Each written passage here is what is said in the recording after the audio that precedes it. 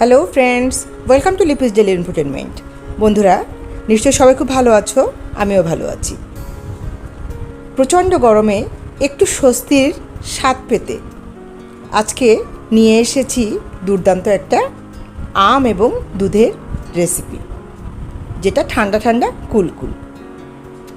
দেখতেই পাচ্ছ কি চমৎকার একটা শেপে আমি আম এবং দুধের এই প্রসেসিংটা করে নিয়েছি। এর জন্য আমাকে আগে থেকে হাফ লিটার দুধকে জাল দিয়ে 2 কাপ পরিমাণ মতো করে নিতে হয়েছে।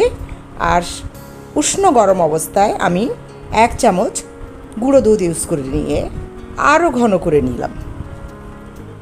আজকের এই ক্রিমটা তৈরির জন্য আমি কর্নফ্লাওয়ার ইউজ করব না, এর জন্য আমি অ্যারারুট ইউজ করব।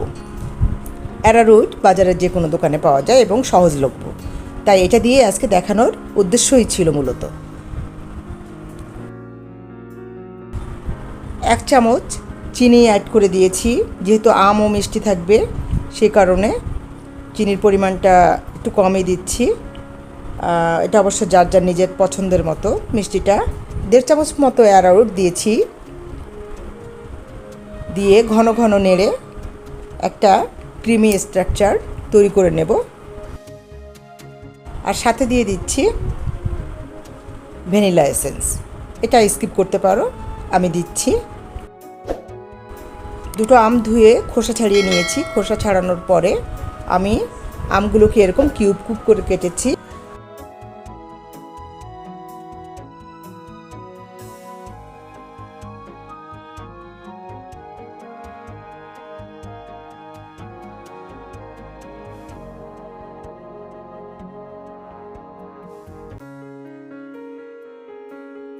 আর যে আটিটা ছিল, এই আটিটা কিন্তু আমি চেপে রস বের করে ক্রিমটার ভিতরে দিয়ে নেড়ে চেড়ে জাল দিয়ে কিছুক্ষণ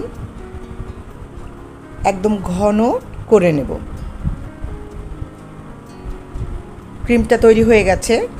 এবার আমি একটা প্লাস্টিকের বক্সে করছি, এটা যে কোনো মোল্ডেও করতে পারো।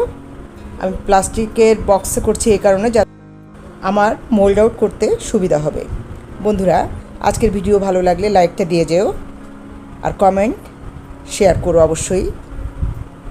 দেখো, এবার আমি আমগুলোকে আগে বিছিয়ে দিয়েছি, আর এরপরে একটু ঠান্ডা করে নিতে হবে। খুব গরম অবস্থায় দেওয়া যাবে না, মোটামুটি ঠান্ডা উষ্ণ গরম থাকবে। সেই অবস্থায় আমি ক্রিমটাকে আমের উপর ঢেলে দেব। ঢেলে দিয়ে ঝেঁকে ঝেঁকে একটু সমান করে নিয়ে যখন পুরো বাষ্পটা বের হয়ে যাবে, ঠান্ডা হয়ে যাবে কিছুটা, তখন আমি এটাকে ডিপ ফ্রিজে রেখে দেব। প্রায় 5-6 ঘন্টা পর্যন্ত ডিপ ফ্রিজে রাখার পরে এভাবে হাত দিয়ে ট্যাপ দিলে এবং সাইড থেকে এভাবে প্রেশারাইজ করলে এটা ছেড়ে চলে আসছে। দেখো, এবার একটা নির্দিষ্ট চৌকো চৌকো বরফি শেপ দিয়ে আমি কেটে নিচ্ছি।